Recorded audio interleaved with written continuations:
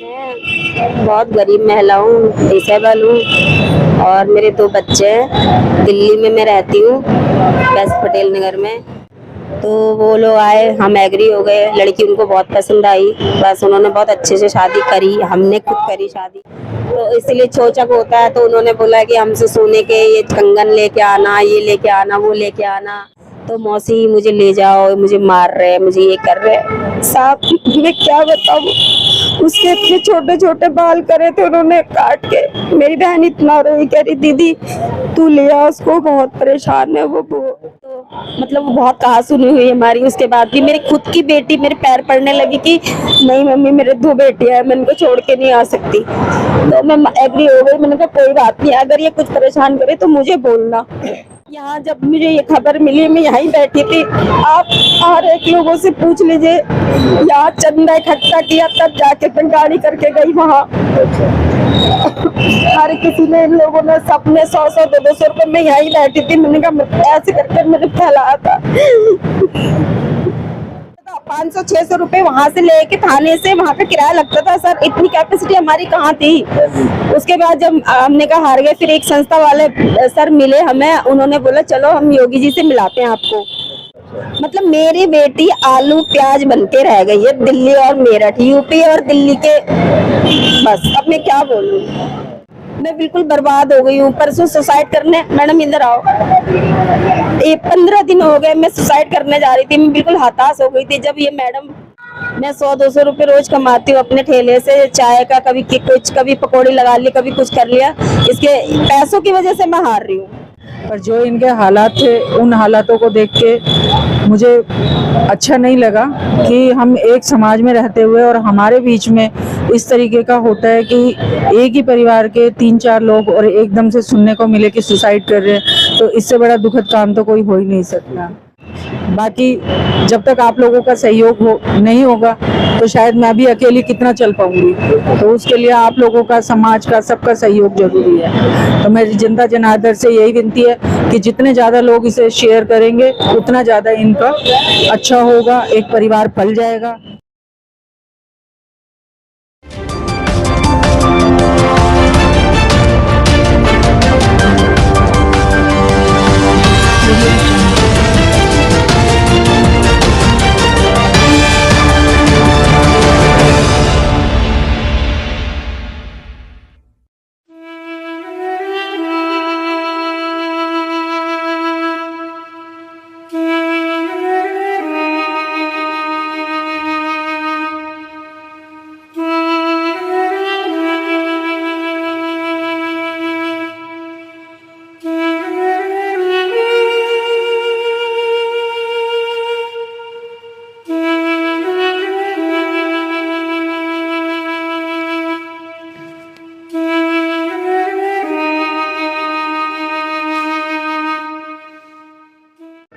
नमस्कार, मैं हूं रूप सिंह गुसाई और आप देख रहे हैं एएनसी इंडिया। अपने सभी दर्शकों का मैं रूप सिंह गुसाई बहुत अभिवादन करता हूं। और इससे पहले कि आज की वीडियो में आगे बढ़ें, आपसे खास अनुरोध है मेरा कि इस वीडियो को अपने सर्कल में ज़्यादा से ज़्यादा शेयर करें और जितना सहयोग हो सके कीजिएगा, क्योंकि ये वीडियो बहुत खास है। मेरे साथ में आप देख रहे हैं यहाँ पर एक महिला है जो कि विकलांग है और इसकी ऐसी करुणामयी कहानी है, ऐसी दर्द भरी दास्तान है।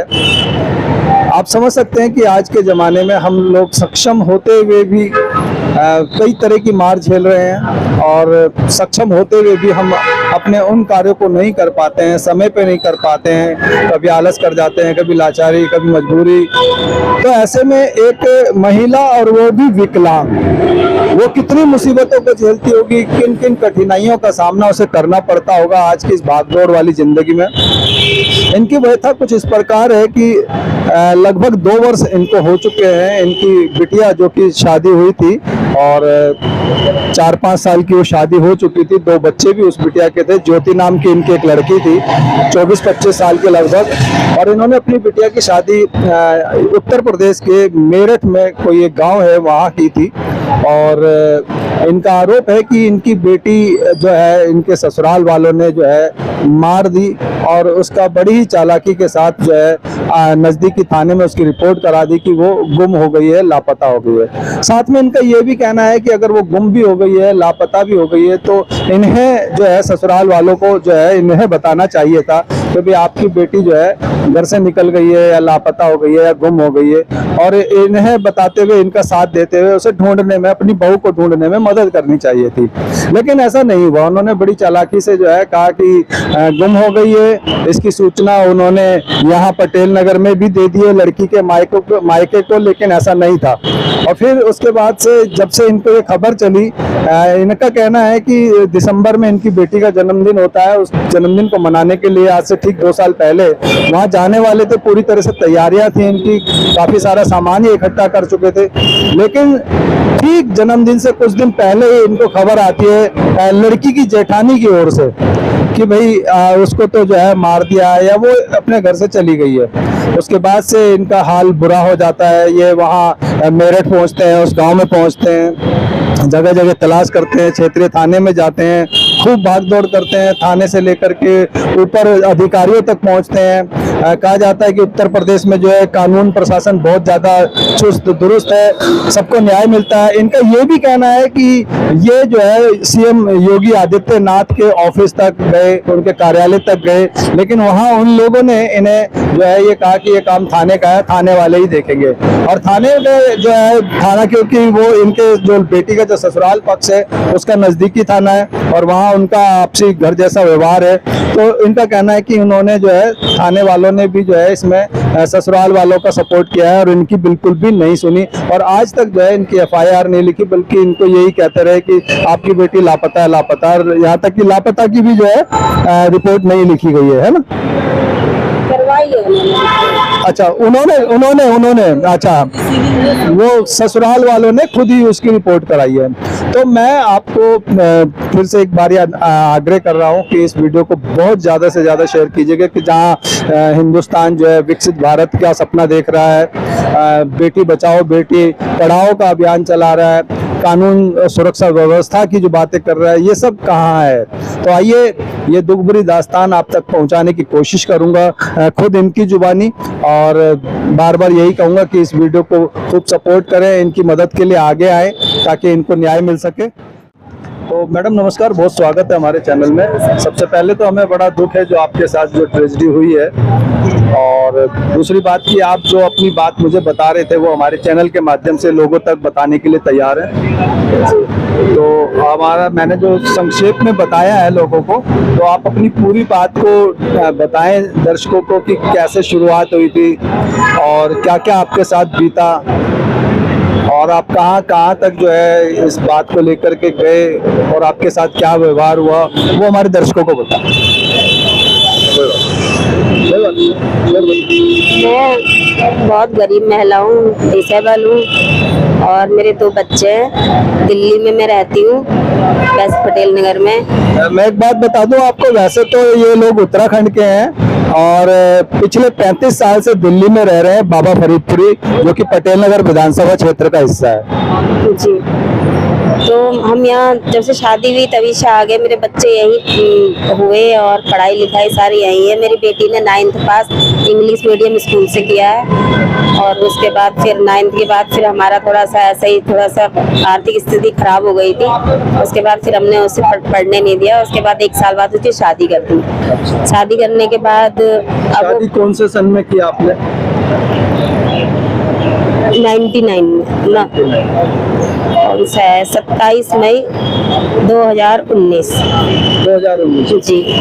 27 मई 2019 को इन्होंने अपनी बिटिया ज्योति की शादी की है ना? की शादी सिवाय गांव मेरठ में सिवाय गांव है, वहाँ की थी। और मेरे जो दामाद थे उनका नाम था बिट्टू गौरव चौधरी जी। गौरव चौधरी उनका नाम है और बिट्टू उनको बुलाते हैं जी घर में। तो अच्छे ही थे वो लोग, आए रिश्ता लेके, हमारे कोई रिलेटिव है उनके, अब हमारे में होता ही है एक दूसरे के कहने सुनने से। तो वो लोग आए, हम एग्री हो गए। लड़की उनको बहुत पसंद आई, बस उन्होंने बहुत अच्छे से शादी करी, हमने खुद करी शादी। उन्होंने भी रिश्ते पूरा रीति रिवाज के अनुसार शादी हुई, वो बारात लेकर बकायदा यहाँ पटेल नगर विमल बैंक्वेट हॉल में उसकी शादी हुई। जी, विमल बैंक्वेट हॉल से बहुत अच्छे से शादी करी। उसके बाद 1 साल तक 1.5 साल तक सही रहा, फिर उसके बच्चे हो गए तो उन्होंने हर चीज में मांग रखनी शुरू कर दी थी। जैसे कि आज ये गोद भराई, पता नहीं क्या बोलते हैं उसको, गोद भराई में है, ये करना है। हाँ, और उसके बाद फिर बच्चा जब हो जाता है तो फिर भी पता नहीं क्या करते हैं, हमारे पहाड़ियों में तो जानते नहीं है, छोचक बोलते हैं, क्या बोलते हैं ना। ये इन्होंने एक अदर कास्ट में शादी की है, हालांकि उत्तराखंड के हैं। तो फिर उसके बाद जो रीति रिवाज होता है कि हमारे बच्चा होने पर ऐसा होता है, ये ससुराल वाले देते हैं, ये ऐसा करते हैं, वैसा करते हैं वगैरह, तो इसलिए छोचक होता है। तो उन्होंने बोला कि हमसे सोने के ये कंगन लेके आना, ये लेके आना, वो लेके आना। और सब, मैं दिन भर यहाँ काम करती हूँ, आपको पता ही है, ये मेट्रो के नीचे। पहले मैं चाय वगैरह का काम करती थी, तो कितना हो जाता, किराए पे मैं रहती हूँ। ऐसे करते करते मतलब उन लोगों ने हमें बार बार नीचे गिराया, इसलिए हम शर्म के मारे वहाँ जाते नहीं थे ज्यादा। और कभी बेटी से भी बात करते थे तो वो लोग खुद से बात नहीं करवाते थे, मुझसे बात नहीं करके खुद बात करते थे। कहते थे जी आपकी बेटी सो रही है, जी हो रहा है। चलो, हमने कहा हमारी बेटी खुश है, हमने छोड़ दिया। फिर उसके बाद क्या कहते हैं, जब उसकी दूसरी बेटी हुई हमें पता नहीं लगा। जब उसकी बेटी पैदा भी हो गई, जब जाके उन्होंने, उसके जेठ ने हमें फोन करा कि आपकी तो बेटी की बेटी हुई है, आप दोबारा नानी बन गए हो, तो आप आओ। मैंने कहा बेटा कैसे आए हैं, क्योंकि अब जब पहले में इतना लफड़ा हुआ था, दोबारा हम नहीं गए। हम मतलब हमें फील होता था कि हमारे पास कुछ नहीं है तो हम क्यों जाए। तो बस ऐसे करते करते उसके बाद फिर उन्होंने कंडीशन इतनी खराब कर दी थी। मेरी बहन को एक दिन वीडियो कॉल किया मेरी बेटी ने, पता नहीं कैसे उसके पास फोन आ गया था, तो मौसी मुझे ले जाओ, मुझे मार रहे, मुझे ये कर रहे। साहब मैं क्या बताऊं, उसके इतने छोटे छोटे बाल करे थे उन्होंने काट के। मेरी बहन इतना रोई, कह रही दीदी तू ले आ उसको, बहुत परेशान है वो बहुत परेशान है वो। मैं गई, उसके बाद भी उन्होंने नहीं भेजा। मेरी बहुत लड़ाई हुई उनसे कि भेजो, उसकी कंडीशन क्या कर दी है तुमने। तो उसकी जो सास है वो अपने एरिया की चौधराइन रह चुकी है, तो मतलब वो बहुत कहा सुनी हुई हमारी। उसके बाद भी मेरी खुद की बेटी मेरे पैर पड़ने लगी कि नहीं मम्मी मेरे 2 बेटियां हैं, मैं इनको छोड़ के नहीं आ सकती। तो मैं एग्री हो गई, मैंने कहा कोई बात नहीं, अगर ये कुछ परेशान करे तो मुझे बोलना। लेकिन सर हम पहाड़ी लोग हैं, बहुत सीधे लोग हैं, हम सब कुछ बर्दाश्त कर सकते हैं, लेकिन क्या बोले, अब बच्चे हो गए थे उसके। फिर उसके बाद क्या कहते, 3 महीने बाद उसका बर्थडे था। आपने जो भी बताया है वो सब सही था, लेकिन हम वहाँ जाते तो क्या करते, देख के 15 दिन यहाँ रहे, 15 दिन वहाँ रहे, उसको ढूंढने के चक्कर में। यहाँ जब मुझे ये खबर मिली, मैं यहीं बैठी थी। आप हर एक लोगों से पूछ लीजिए, यहाँ चंदा इकट्ठा किया तब जाके मैं गाड़ी करके गई वहाँ। हर किसी ने, इन लोगों ने सबने 100-100 200 रुपए में यहीं बैठी थी। मैंने कहा ऐसे करके मैंने फैलाया था।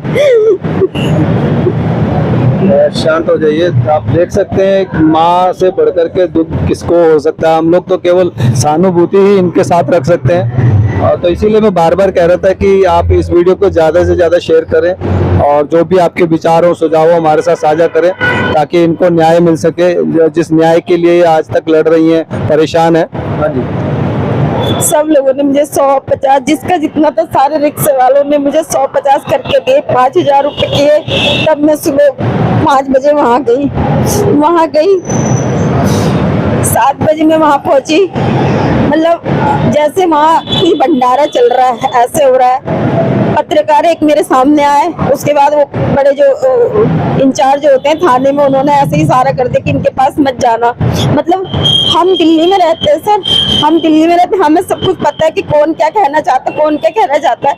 हमें आंखों में देख के समझ गए कि लोग इशारा कर रहे हैं कि इनके पास मत जाओ। दूसरे के व्यवहार से, भाव से पता लग ही जाता है। हम वहाँ ऐसे रहे जैसे हम कोई स्टेशन में बैठे हुए हैं कि गाड़ी का इंतजार कर रहे हैं। उनके घर वालों को बुलाओ, वो नहीं बुलाया। हम 1 हफ्ता उसकी जेठानी घर में रहे, तब भी नहीं बुलाया, नहीं मिलाया। जब हम कहाँ हैं क्या है, उन लोगों ने हमारे पीछे लड़के वड़के छोड़ रखे थे, एक एक कदम पे। हाँ ये यहाँ आ रहे, ये यहाँ जा रहे, वो वहाँ जा रहे, ये सब की खबर उन्हें रहती थी। और जैसे हम थाने में जाते थे बुलाने के लिए कि हम जा रहे हैं, अब इतने दिन रह के क्या करेंगे सर। चंदा मांग के मैं गई थी, यहाँ से फोन करती थी, भैया आज 5,000 रुपए दे दो, मैं ब्याज में दे दो, मैं तुम्हें दे दूंगी। ब्याज बढ़ता गया, आज 2-3 लाख रुपए हो गया सर। फिर भी मेरी बेटी का पता नहीं चला। बस मैं इतना चाहती हूँ मेरी बेटी का पता लग जाए, बस हो गया। नहीं तो अब जैसे आप गए वहाँ पे, थाने वालों को आपने बताया कोई हमारी बेटी के साथ कुछ दुर्व्यवहार हुआ है, मारपीट हुई है, मर्डर हुआ है, कुछ ऐसा, तो पुलिस वालों ने आपको क्या बताया? कैसे पुलिस वालों ने बोला कि ये देखो यहाँ ये लिखवा रखा है इन्होंने, गुमशुदगी की लिखवा रखी है, गुमशुदगी की रिपोर्ट लिखवा रखी है, और जब तुम्हारी बेटी मिलेगी तो हम बता देंगे तुम्हें, फोन करके बता देंगे, आप अभी घर जाओ। सर ऐसे ही करते करते 15 दिन मैंने कहा सर घर कैसे चले जाए। परसों लड़की का एक्सीडेंट हुआ है, वो लड़की की तुम तस्वीर नहीं दिखा रहे हो और किसी और मॉडर्न लड़की है बोल रहे हो, और मेरी लड़की के बाल कटे हुए हैं और उस लड़की के भी बाल कटे हुए हैं। इनका कहना यह है कि जिस समय ये अपनी लड़की की वहाँ तलाश कर रहे थे, 15 दिन ये वहाँ पर रहे, तो जब ये वहाँ थाने पहुंचे थे उसके 2-4 दिन में ही इनको 25 तारीख की ये बात है, लड़की गुमराह हुई थी, जब जो भी हुआ था उसी 26 तारीख की सुबह 5 बजे वहाँ बहुत भयंकर एक्सीडेंट हुआ था। 1-2 दिन में ही एक एक्सीडेंट की सूचना इनको मिलती है। इनका शक है कि वो एक्सीडेंट के द्वारा उन्हीं की बेटी थी, उसको मार दिया गया है, लेकिन पुलिस वालों का कहना था कि कोई और है और आपकी बेटी लापता है। हाँ बस। तो आपको लग रहा है कि ससुराल वालों ने मारा है और ये बात आपसे छिपाई जा रही है। हाँ। और इसको लेकर के आप जो बता रहे थे कि सीएम जो मुख्यमंत्री है आदित्यनाथ जी उत्तर प्रदेश के, उनके कार्यालय तक भी गए थे आप? 15 दिन में मेरठ में रह के, जब वो लोग कोई नहीं आए हमारे सामने, थाने में जब हम जाते थे तो वो नहीं आते थे, जब वो जाते थे तो हमें फोन करके बोला जाता था 500-600 रुपए वहां से लेके थाने से वहां का किराया लगता था। सर इतनी कैपेसिटी हमारी कहाँ थी। उसके बाद जब हमने कहा हार गए, फिर एक संस्था वाले सर मिले हमें, उन्होंने बोला चलो हम योगी जी से मिलाते हैं आपको। योगी जी से मिलाते हैं, वहां भी गए सर, वहां भी नहीं मिले योगी जी। उन्होंने कहा 5 दिन के लिए योगी जी दिल्ली गए हुए। हम 1 हफ्ता रहे वहाँ पे, एक हफ्ता रहने के बाद फिर हम ऑफिस गए, फिर भी नहीं। सारी कुछ डॉक्यूमेंट्स वगैरह सब उनके नाम का लेटर तक मैंने रखा हुआ है। तो एक अलग बात है, योगी आदित्यनाथ वहाँ नहीं थे, लेकिन जो उनके जो एम्प्लॉई है या उनके वहाँ जो काम करते हैं ऑफिस में, उन्होंने डॉक्यूमेंट्स लिए, उन्होंने बोला मैडम ये केस तो दिल्ली का है, मेरठ का है, बस मतलब दिल्ली और मेरठ, यूपी और दिल्ली में बात फंस के रह गई। मतलब मेरी बेटी आलू प्याज बन के रह गई है दिल्ली और मेरठ, यूपी और दिल्ली के, बस अब मैं क्या बोलूं। और मेरठ में मैं थी तो मैंने वहाँ पे फोन किया था, क्या बोलते हैं योगी जी के जो होते हैं टोल फ्री नंबर, उसमें किया था। उसमें उन्होंने बोला मैडम, मैंने कहा सर, मैंने कहा वो लोग हमारी बात नहीं सुन रहे हैं, मुझे लगता है उन्होंने कुछ पैसे वैसे खा लिए इसलिए हमें इग्नोर कर रहे हैं। उन्होंने बोला मैडम इतनी बड़ी बात मत कहिए, चुप रहिए, आप फोन रखिए। बस फोन रख दिया। उस दिन के बाद मेरा फोन नहीं उठाया। मतलब मैं अपनी भड़ास कहाँ निकालूं, मैं बिल्कुल बर्बाद हो गई हूँ। परसों सुसाइड करने, मैडम इधर आओ, ये 15 दिन हो गए मैं सुसाइड करने जा रही थी, मैं बिल्कुल हताश हो गई थी। जब ये मैडम सुनीता मैडम है, इन्होंने अभी मैं जो ये एक मैडम है यहीं पे सामने हमारे साथ खड़े हुए हैं, मैं आपको बता दूं सुनीता शर्मा है, और इन मैडम ने ही हमारे चैनल को हमें बताया कि भाई इनकी नॉलेज में एक महिला है, उसके साथ ऐसे ऐसे बीता है, तो आप उसको अपने चैनल के माध्यम से जो है लोगों तक पहुंचाने की कोशिश करें, तब जाकर के हम इन महिला से मिले। तो मैं वो सुनीता शर्मा जी से भी आपको अभी मिलवाऊंगा। तो फिलहाल अभी इनसे बात पूरी करते हैं जी। और अब मतलब आपकी पूरी बात है, लोगों ने समझने की कोशिश की होगी, तो अब आप जो है उत्तर प्रदेश प्रशासन से या हमारी जो ये जनता जो हमारी ऑडियंस देख रही है, तो इनको क्या कहना चाहेंगे आप? मैं जनता से यही कहना चाहूंगी कि प्लीज मेरी हेल्प कीजिए। आर्थिक स्थिति मेरी बहुत ज्यादा डाउन है, और मैं भी, अगर आप लोग मेरा सपोर्ट करेंगे, साथ देंगे, तो शायद मैं भी उनके ऊपर केस करूं। और केस के लिए आपको पता ही कितना अमाउंट चाहिए होता है। मैं 100-200 रुपए रोज कमाती हूँ अपने ठेले से, चाय का, कभी कुछ, कभी पकौड़ी लगा ली, कभी कुछ कर लिया। इसके पैसों की वजह से मैं हार रही हूँ। यहाँ आप कितने सालों से ठेला लगा रहे हैं? मैं 4 साल से जी, लेकिन मैं कुछ कर नहीं पाती हूँ, आपको पता ही है, क्या ही बोलूँ अब मैं। दर्शकों, मैं यहाँ एक बात बता दूं कि जैसे मैं पहले बता रहा था, एक सक्षम व्यक्ति भी जो है कभी कभार लाचारी, मौसम की मार को महसूस करता है, या कहीं जाना है उसको तो फट से निकल गया, जेब में पैसे है तो रिक्शा कर लिया, या पैसा नहीं है और पैसा बचाने के चक्कर में वो पैदल भी खटखट अपना गंतव्य तक चला जाता है। लेकिन ऐसी महिला जो एक विकलांग है वो कैसे करके जाएगी? ना तो उस पर पैसा है और ना ही वो चलने में सक्षम है। तो मैं बार बार आपसे ये निवेदन कर रहा हूँ कि इनकी स्थिति बहुत खराब है, और खास करके बिटिया के लापता होने के बाद, या कि कहें कि उसके मर्डर के बाद, तो ये बहुत बुरी तरह से टूट चुके हैं। जो भी तो छोटा मोटा रुपया पैसा था इधर उधर से उधार लेकर के इन्होंने किया था, वो भी सब खत्म हो चुका है, कर्जदारी इनके सर पर है। तो आप अगर ऐसी महिला का जो है योगदान करना चाहें, सपोर्ट करना चाहें, तो आपसे निवेदन है कि आप इनसे संपर्क करके डायरेक्ट भी इनका जो है योगदान कर सकते हैं, सपोर्ट कर सकते हैं। ये पटेल नगर मेट्रो स्टेशन है, और पटेल नगर मेट्रो स्टेशन के ठीक नीचे इनका ये ठिया लगता है। यहाँ पे चाउमीन और ऐसे चाय पानी का ये कुछ तरह से क्या क्या यहाँ पे काम करते हैं आप? अभी तो सर गर्मी की वजह से चाउमीन रखी है मैंने बस। खाली चाउमीन से तो आपका गुजारा हो ही नहीं पाता होगा, इसमें तो इतना सेल नहीं हो पाती होगी। सर लेकिन जो घर में घुटन होती है उससे अच्छा मैं सोचती हूँ यहीं खड़े रहूं तो ठीक। तो आपके पति क्या करते हैं? वो पति का और मेरा बेटा अभी पढ़ रहा है, और मेरे पति जो है, मैं तो शारीरिक रूप से डिसेबल हूँ, मेरे को लगता है वो मानसिक रूप से है, क्योंकि इतना बड़ा हमारे संग हादसा हुआ तो हमें अब जीने की उम्मीद तो बिल्कुल है ही नहीं। तो बार बार जो जीने की उम्मीद है नहीं, जो अभी सुनीता शर्मा जी को मैं आपसे मिलाऊंगा, तो ये उनके संपर्क में थे। सुनीता शर्मा भी जो है ऐसे दीन दुखी का कोई भी सुनती है तो जितना संभव होता है उनकी मदद करती हैं। जब ये उनसे मिली, काफी समय से उनके संपर्क में थी, और इन्होंने बताया कि मेरे साथ ऐसा ऐसा हो गया है और हमारे जीवन में कुछ बचा नहीं है, अब हम जो है मतलब आत्महत्या करने का विचार हमारे मन में आ रहा है। तो सुनीता शर्मा ने इन्हें जो भी जितना भी समझाया, उनकी बात इनके समझ में आई, और फिर से जीने के लिए तैयार हैं, संघर्ष करने के लिए तैयार हैं। इसलिए मैं बार बार आपसे कह रहा हूं कि इनका सपोर्ट करें, ताकि जो इनको जीने की प्रेरणा मिली है, जो इनके साथ घटा है उससे लड़ने की जो प्रेरणा मिली है, उससे लड़ने में इनको मदद मिले, और आगे ये जो बढ़ चढ़ करके जो है अपनी कानूनी लड़ाई को लड़ सकें। इसलिए आपकी मदद की बहुत ज्यादा जरूरत है। और मैडम सुनीता शर्मा जी, मैं आपसे चाहूंगा कि आप भी यहाँ पर आएं।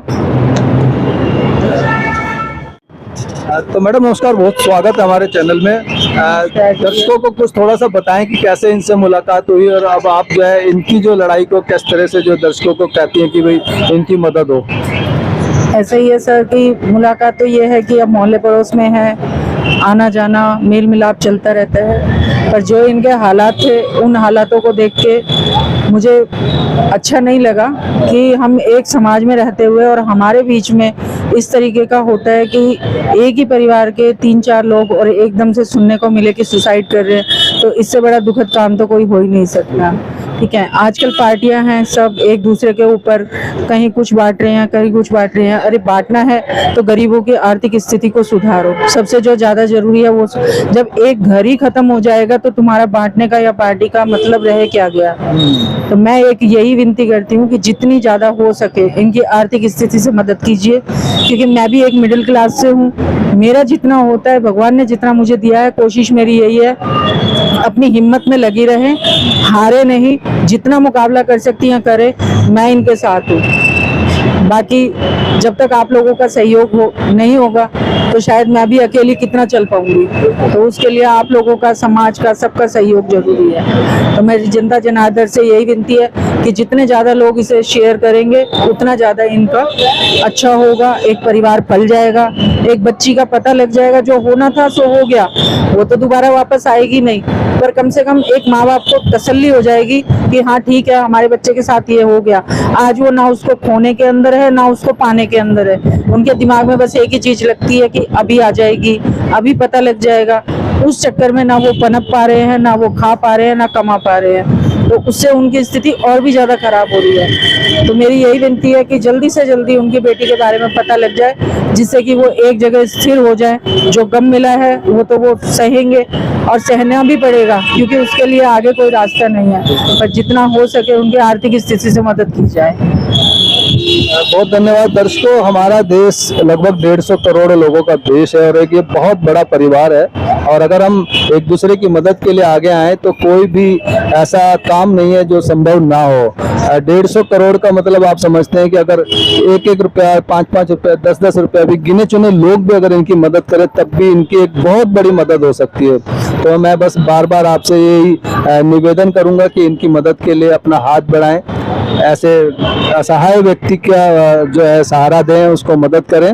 और इन्हीं सब बातों को लेकर के आप क्या सोचते हैं, आपके क्या है सुझाव, क्या है विचार, इनके साथ क्या हुआ, इनको इसमें क्या कदम उठाना चाहिए, अपने सुझाव और विचार हमारे साथ जरूर साझा कीजिएगा। इसी के साथ मैं रूप सिंह गोसाई आप सभी से अनुमति चाहता हूं, जल्द मिलूंगा, तब तक आप अपना बहुत ख्याल रखिएगा। नमस्कार, धन्यवाद, जय हिंद, जय भारत।